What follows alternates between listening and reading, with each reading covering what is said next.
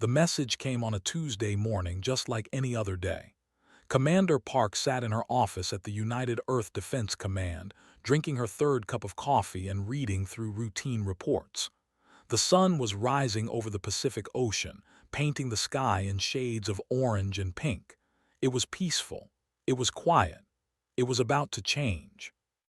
Her communication screen flickered once, then twice. A new signal had arrived from deep space. This was not unusual. Humanity received thousands of signals every day from their observation posts scattered across the galaxy. But this one was different. This one was addressed directly to Earth. This one carried a threat. Set down her coffee and leaned forward. The message was in an alien language, but the translation software worked quickly. Within seconds, the words appeared on her screen, and she read them slowly. To the primitive species of the third planet, the Dominion, rulers of 17 star systems and masters of the Eastern Galactic Arm, hereby declares your quarantine void. Your solar system contains resources that belong to us by right of superior civilization. You have 30 standard cycles to surrender your world and submit to rule. Failure to comply will result in complete extinction. This is not a negotiation. This is your only warning. Stared at the screen for a long moment. Then she did something that would have confused any alien watching. She laughed. She laughed so hard that tears formed in her eyes. She laughed until her stomach hurt and she had to hold onto her desk for support.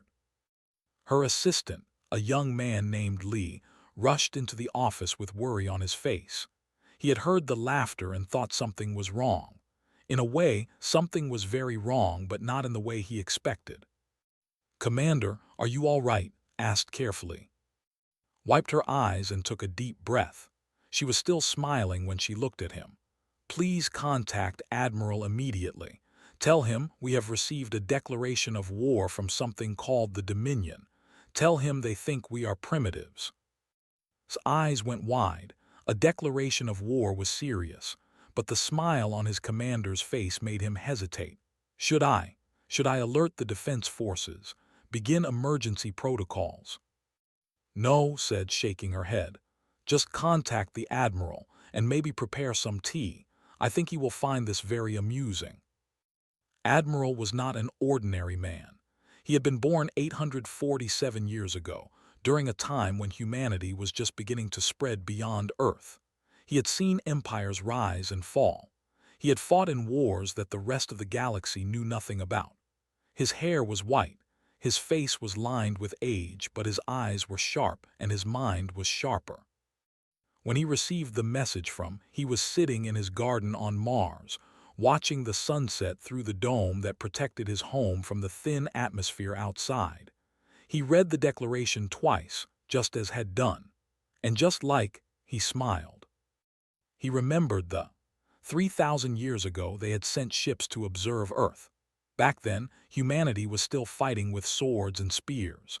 They had no electricity, no computers, no space travel. They had looked at these primitive creatures and decided they were not worth conquering.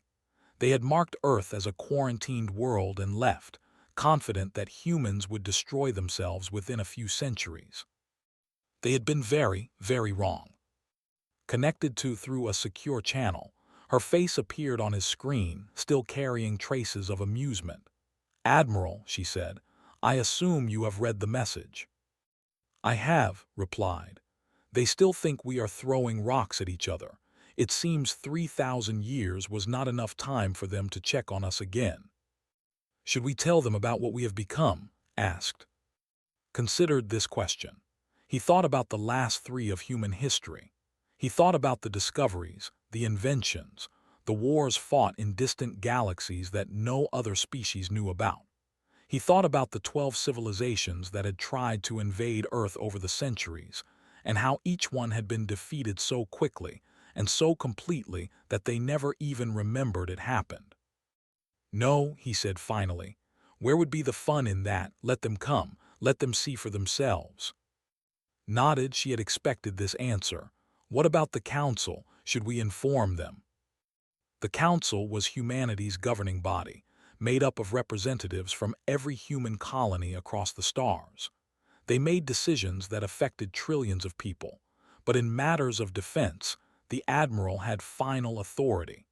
This had been the law for over 2,000 years, ever since humanity learned that some decisions needed to be made quickly. Inform them, said, but tell them not to worry, this will be over before it begins. Far away, in another part of the galaxy, the Dominion was preparing for war.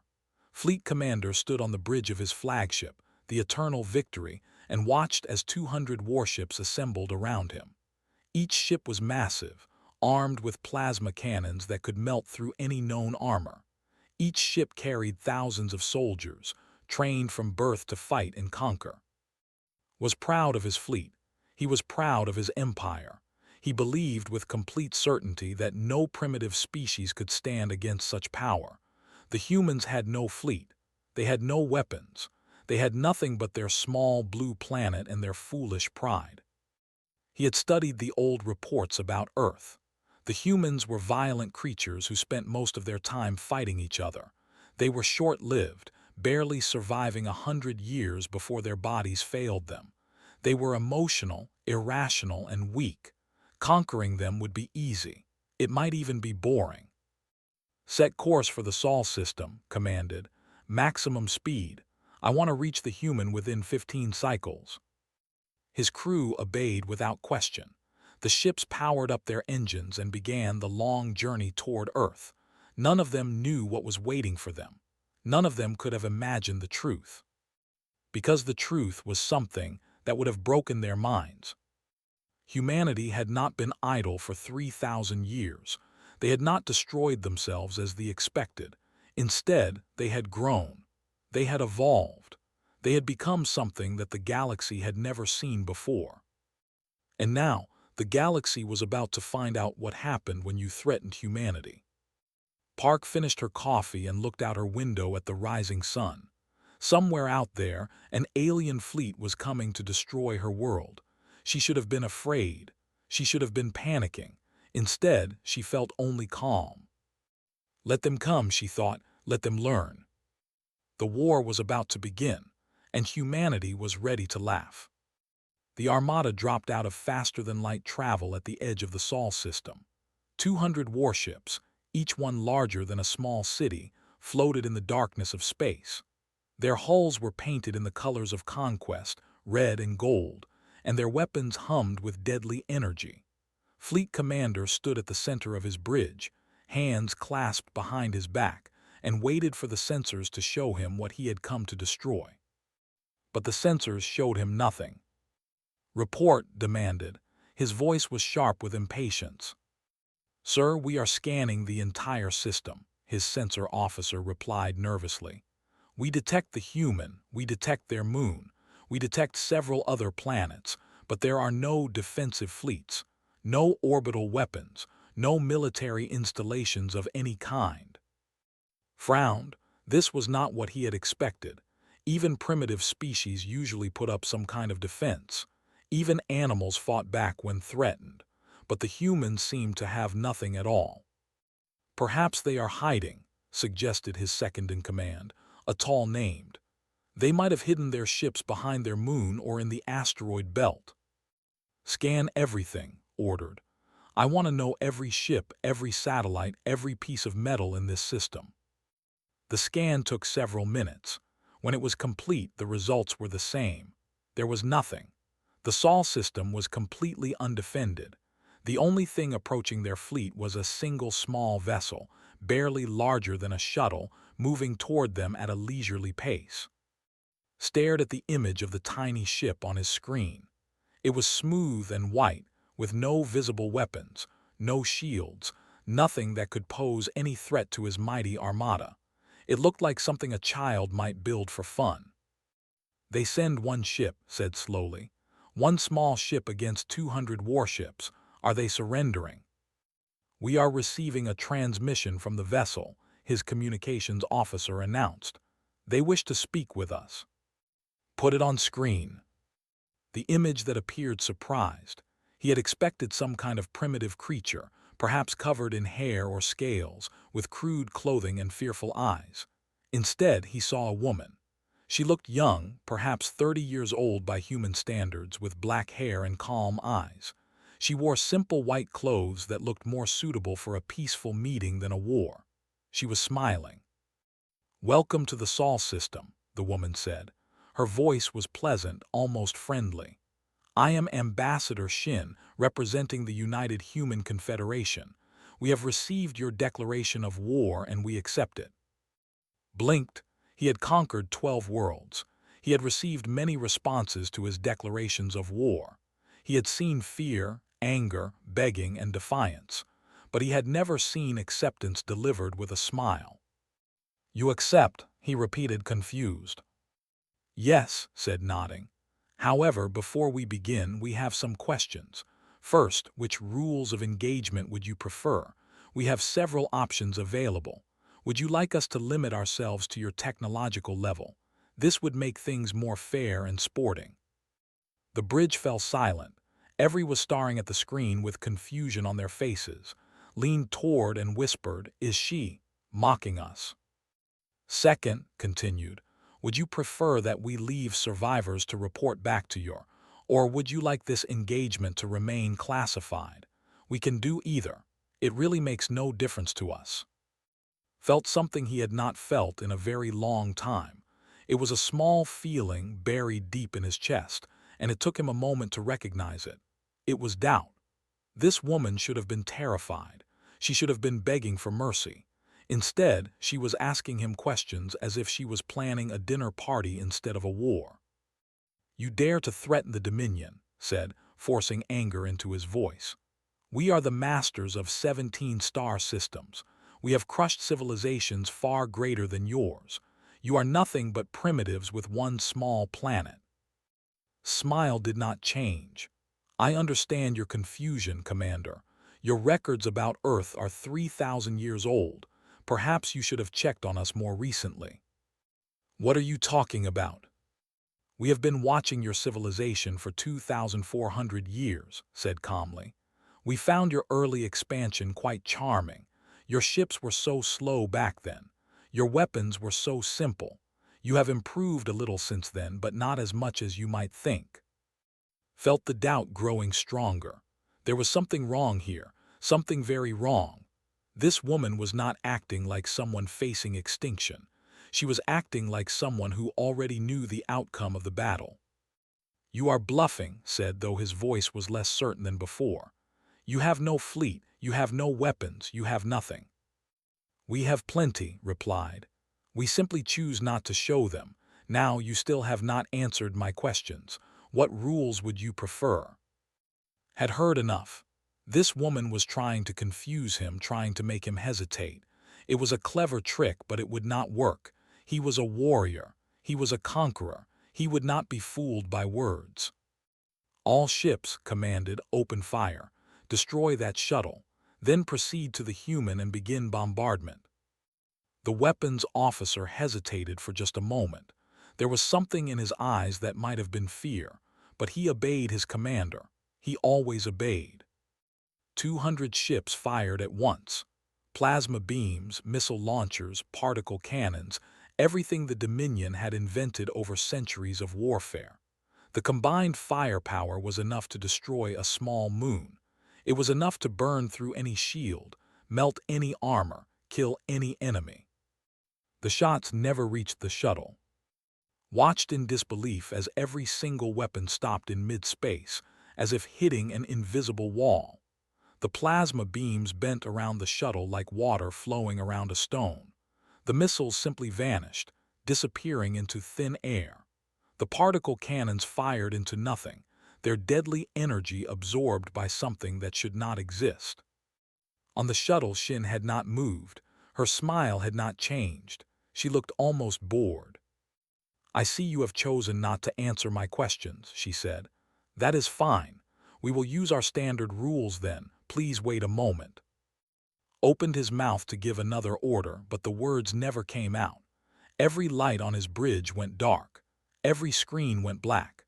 Every system, from weapons to life support to communications, simply stopped working. The great flagship Eternal Victory became nothing more than a floating piece of metal, drifting helplessly in the void. And it was not just his ship. Across the entire fleet, 200 warships went silent at the exact same moment.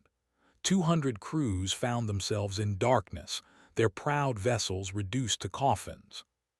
In the silence, a single message appeared on every screen, glowing with soft white light. We have disabled your vessels.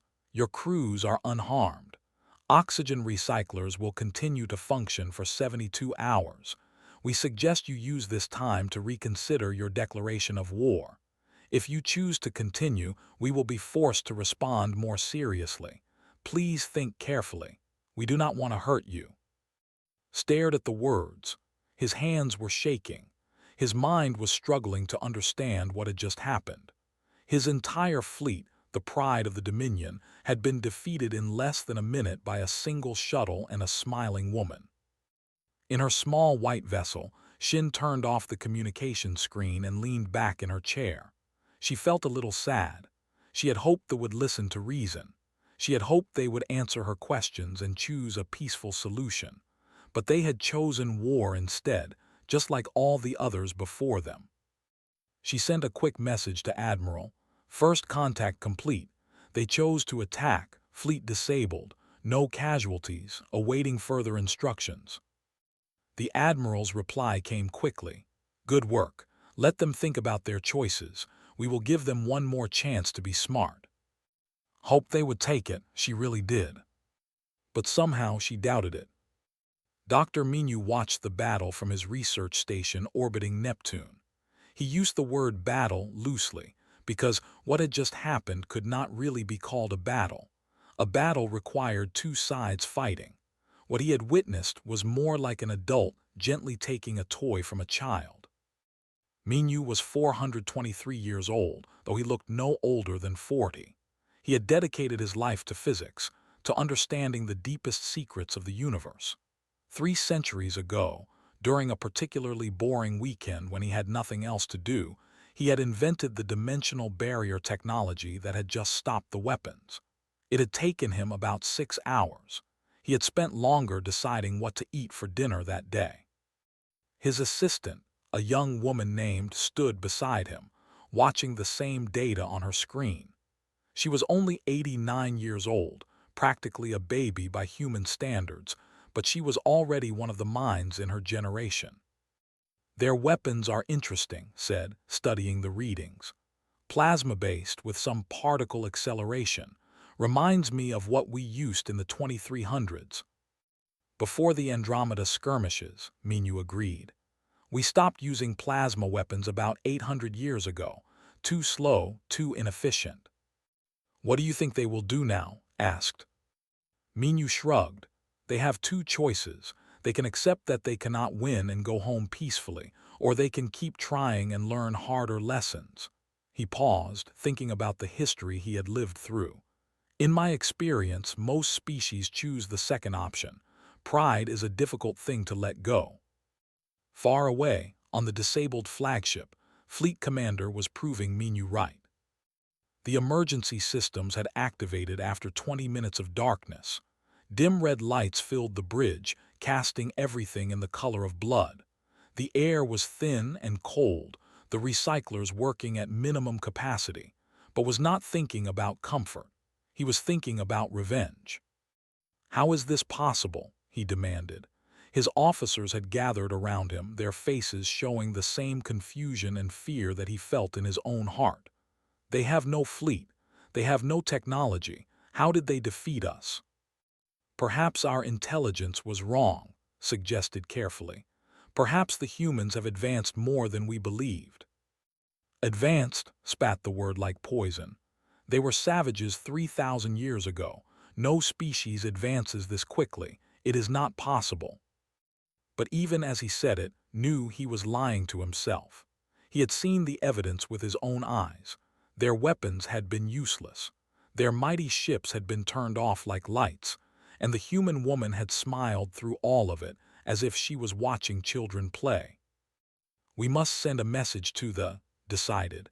We must warn them about what we have found here. Communications are down, an officer reported. We cannot send any signals. Then we wait. When the emergency systems are fully online, we will find a way to restore power. And then we will show these humans what happens when they challenge the Dominion. But the waiting was harder than expected. Hours passed in the dim red light.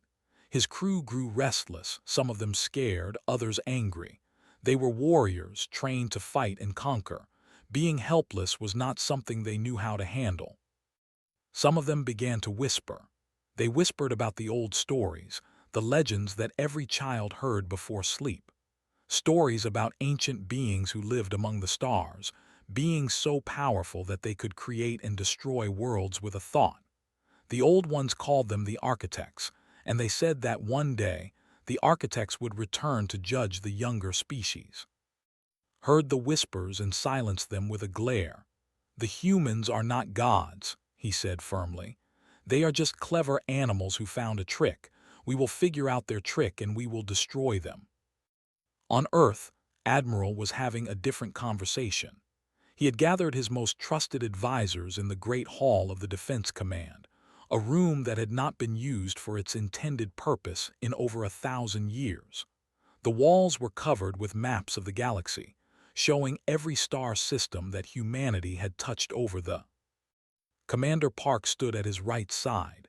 General Ryu, the head of ground forces, stood at his left. Between them, on a large screen, the image of Ambassador Shin looked down from her shuttle. They are scared and confused, reported. But they are not ready to surrender. Their commander is proud. He believes he can still win. How long until their emergency systems give them full power? Asked. About 12 hours, maybe less if they work fast. Frowned, he was a practical man, a soldier who preferred action to waiting. Why not end this now? We could board their ships, capture their crews, and be done before dinner. Because that is not who we are anymore, replied calmly. 3,000 years ago, we would have destroyed them without a thought. We would have burned there and taken their resources. But we chose a different path. We chose to be better. And if they choose to keep fighting, asked, then we will stop them again, and again, and again if necessary, until they understand that war is not the answer. Had been quiet, but now she spoke. What about the Galactic Council? They are members. When they report what happened here, the other species will want to know the truth about humanity. This was the real question, the one that had been thinking about since the first message arrived. For 3,000 years, humanity had hidden itself from the galaxy. They had watched from the shadows, interfering only when absolutely necessary, always erasing the evidence of their presence. They had done this because they were afraid, not of other species, but of themselves. Humans had a darkness inside them, a capacity for violence and destruction that no other species could match. They had nearly destroyed themselves many times before they learned to control it, and when they finally spread among the stars, they had made a choice. They would not become conquerors. They would not become tyrants. They would wait until they were ready to join the galactic community as equals, not masters. But maybe 3,000 years was long enough. Perhaps it is time, he said slowly. Perhaps we have hidden long enough. The galaxy will learn about us eventually. Better they learn on our terms than through rumors and fear. Are you sure? Asked. Once we reveal ourselves, we cannot go back. I know. Looked at the map on the wall, at the thousands of stars that humanity had quietly claimed over the centuries. But we cannot hide forever, and maybe, just maybe, we can show the galaxy a better way. In her shuttle, Shin received new orders. She was no longer just an ambassador. She was now the face of humanity, the first human that the galaxy would truly see. It was a heavy responsibility, but she had carried heavier ones before. She opened a channel to the disabled fleet. Attention ships, your emergency power will be restored in approximately 12 hours. When it is, you will have a choice. You can leave this system peacefully and report to your leaders what you have seen, or you can continue your attack and face the consequences. We do not wish to harm you. We never did, but we will defend ourselves if we must." There was no response from the ships, had not expected one. Pride was a powerful thing, especially wounded pride, that would need time to accept what had happened. Some of them might never accept it. But was patient. She had been alive for over 600 years. She had learned that patience was the greatest weapon of all. She settled back in her chair and waited for the next move. The game was just beginning. The Galactic Council Chamber was the largest room ever built by mortal hands. It floated in the void between stars, a massive sphere of crystal and metal where representatives from 17 species gathered to discuss the fate of the galaxy. Today, it was filled with fear. They had managed to send a message before their emergency power failed completely. It was short, broken, filled with panic, but it contained enough information to terrify every species in the chamber. Their words echoed in every mind. The humans, not primitive, weapons useless, fleet disabled, send help. Sat in her usual seat at the back of the chamber. She was humanity's representative to the council, though for centuries the other species had treated her as nothing more than an observer. They had allowed her to attend meetings, to watch and listen, but never to vote, never to speak on important matters. After all, what could a primitive species from a quarantined world possibly contribute? Had accepted this treatment without complaint. She had played the role of the quiet observer, the harmless human who posed no threat to anyone. She had watched the other species argue and fight, make alliances and break them, wage wars and sign peace treaties. She had watched it all and she had waited. Now her waiting was over. The High Speaker, a tall being from a species called the chamber to order. His voice was shaking, though he tried to hide it. "We have all seen the message from the fleet. We have all heard their words. The humans have. They have apparently developed capabilities beyond what we believed possible." Murmurs filled the chamber. Representatives whispered to each other, their faces showing confusion, anger, and fear. Some of them really looked at her, perhaps for the first time. She met their gazes calmly, her expression revealing nothing. "We demand answers," said the representative, a female named who was related to Fleet Commander by blood. The humans were classified as a primitive species. They were quarantined for their own protection. How have they developed weapons that can disable our entire fleet? The question hung in the air. Every eye in the chamber turned too. For a long moment she did not move. Then slowly she stood up from her seat. "May I speak?" she asked, her voice soft but clear. The High Speaker hesitated. In all his years leading the council, the human representative had never asked to speak. Most of the members had forgotten she was even there, but this was not a normal situation. "You may speak," he said finally.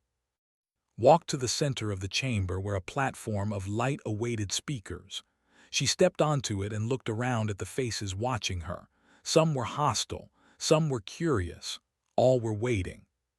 "For 3,000 years," she began, "humanity chose isolation. We stayed on our world, kept to ourselves, and let the galaxy believe we were primitives barely climbing out of our caves. This was not because we were weak. It was because we were dangerous." The chamber fell completely silent. "We cracked faster-than-light travel 2,800 years ago," continued. "We discovered how to stop aging 2,600 years ago. We mastered dimensional manipulation 2,100 years ago. We have created artificial stars, moved planets from their orbits, and built weapons that could unmake reality itself. We have done things that your scientists would call impossible." She paused to let her words sink in. The faces around her had changed. The hostility was gone, replaced by something else, something that looked very much like terror. "But we did not use these abilities to conquer. We did not spread across the galaxy and take what we wanted. We stayed hidden because we remembered what we were." "And what were you?" the High Speaker asked, his voice barely a whisper. "Conquerors," said simply, "killers, destroyers. Before we learned to control ourselves, we nearly destroyed our own world a dozen times. We fought wars that killed billions. We created weapons that could end all life on a planet. We were the most dangerous thing in the universe, and we knew it. She looked at the representative. Your fleet came to destroy us. They fired weapons that could melt continents. Do you know what we did in response? Shook her head, unable to speak. We turned off their ships. We made sure their oxygen kept flowing so they would not die. We sent them a message asking them to reconsider their choices. We showed them mercy. Mercy? Another representative called out. You called disabling 200 warships mercy. Yes, said, because we could have done so much worse. We could have destroyed every ship in a heartbeat. We could have erased their memories of the encounter. We could have sent their fleet to the other side of the galaxy with a thought, but we chose not to. We chose to give them a chance to understand. She raised her hand, and the chamber's display system activated without her touching anything. Images appeared in the air, showing 12 different species, 12 different fleets, 12 different encounters that had happened over 3,000 years. They were not the first to threaten us, explained. 12 civilizations have attempted invasion over 3. Each time we responded with the same mercy. Each time we disabled their weapons, healed their wounded, and erased their memories of the encounter. We hoped they would grow mature, learn that violence was not the answer. She looked around the chamber, meeting the eyes of every representative. We have been watching all of you. We have been waiting for the galaxy to be ready for us. We wanted to join you as friends, as equals, not as conquerors. We did not want to rule you. We wanted to help you. Why tell us this now? They asked. Why reveal yourselves after 3,000 years of hiding? Smiled sadly. Because we are tired of hiding. Because we have learned that hiding does not help anyone. Because the galaxy needs to know that there is another way, a better way than endless war and conquest. She lowered her hand and the images disappeared. Humanity is not your enemy. We never were, but we will not be your victims either. The fleet will be released unharmed. They can go home and tell your Dominion what they have learned, but let this be a warning to all of you. Her voice hardened just slightly. If you come to us in peace, you will find friends. If you come to us with weapons, you will find something else entirely. The choice is yours. The chamber was silent for a long time after she finished speaking. Representatives looked at each other, not knowing what to say. Everything they had believed about the galaxy, about their place in it, had just been shattered. Finally, the High Speaker found his voice. What do you want from us? Smile softened. We want what we have always wanted, to be part of something greater than ourselves, to share what we have learned, to help the galaxy grow into something beautiful. She paused. We have spent 3,000 years learning to be better. Now we would like to share those lessons with you. She stepped down from the platform and began walking back to her seat. But before she reached it, she stopped and turned back one last time. Oh, and one more thing. I am 734 years old. I have been attending this council for the last 400 years, waiting for this moment. I hope we can work together from now on. I really do. She sat down in her seat and folded her hands in her lap. The chamber remained silent, every being inside trying to process what they had just learned. The galaxy would never be the same. And somewhere deep in the void of the Sol system, the disabled fleet began to power up again. Their 72 hours were almost over. Soon, they would have to make their choice.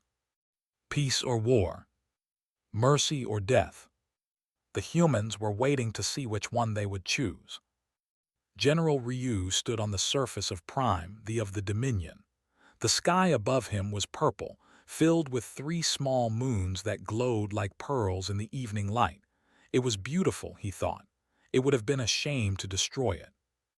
Behind him, in perfect formation, 10,000 human vessels hung in orbit. They had appeared from nowhere, folding space itself to travel across the galaxy in the blink of an eye. Each ship was larger than anything that had ever built, and each one carried technology that the Dominion could not begin to understand. But they had not come to fight. The High Regent, an ancient being named who had ruled the Dominion for 300 years, walked toward with slow, careful steps. His guards had wanted to come with him but had asked him to come alone. It was a sign of trust, and trust was what they needed now. "You could have destroyed us," said when he reached. His voice was old and tired. "When our fleet attacked you could have killed them all. When we refused to surrender, you could have burned our colonies. Why did you not?" Looked at the old regent. He saw fear in those ancient eyes, but also something else, something that looked like hope. "Because we did not want to," said simply. "We have spent 3,000 years learning that power does not need to mean destruction. Strength does not need to mean domination. We wanted to prove to ourselves and to the galaxy that there is another way." "But why?" pressed. "You could rule everything, you could take whatever you want. Why would you choose not to?" It was a good question. It was the same question that humanity had asked itself many times over. The answer had not come easily. "Because we remembered what we used to be," explained. "Long ago, before we learned better, we were exactly what you fear. We were conquerors. We were tyrants. We took what we wanted and destroyed anyone who stood in our way, and it brought us nothing but pain." He looked up at the purple sky, at the moons hanging peacefully above. "We nearly destroyed ourselves. Many times. Our wars killed billions. Our weapons poisoned our world. We came so close to ending everything, not once but again and again. And each time we had to learn the same lesson." "What lesson?" asked. "That power without wisdom is meaningless. That victory without mercy is hollow. That the strongest thing a being can do is not to destroy, but to protect." Turned back to the regent. "We chose to become better. It took us 3,000 years, but we did it. And now we want to help others do the same." Was silent for a long moment. Behind him, in the great palace of the Dominion, his advisors were watching through cameras. They were afraid. They expected the humans to demand surrender, to take their worlds, to make them slaves. That was what any species would do with such power. But the human general had said none of those things. He had spoken of mercy and wisdom, of protection and help. It made no sense. "What do you want from us?" asked finally. "If not our worlds, if not our resources, what do you want?" Smiled. It was a warm smile, the kind of smile that friends shared. "We want to be your partners. We want to share what we have learned. Our technology, our medicine, our knowledge, everything we have gathered over 3,000 years of isolation. We will give it freely, asking nothing in return except one thing." "What thing?" "That you use it wisely. That you learn from your mistakes as we learned from ours.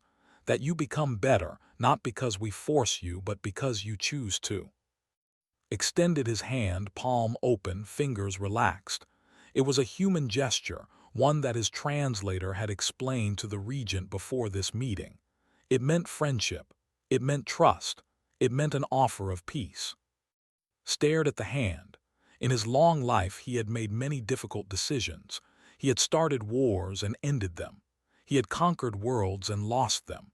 He had done terrible things in the name of power, things that still haunted his dreams. But he had never faced a choice like this. If he refused, the humans might decide that peace was not possible. They might do what any other species would do in their position. They might destroy everything. But if he accepted, everything would change. The Dominion would no longer be the masters of their own destiny. They would have to learn, to grow, to become something different than what they had always been. It was terrifying. It was also, perhaps, the greatest opportunity his people had ever received. Reached out and took's hand.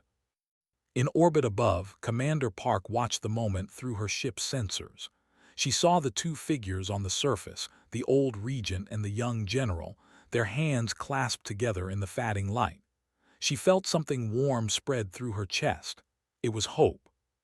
"It is done," she said softly. "They accepted." Admiral's voice came through her communication system.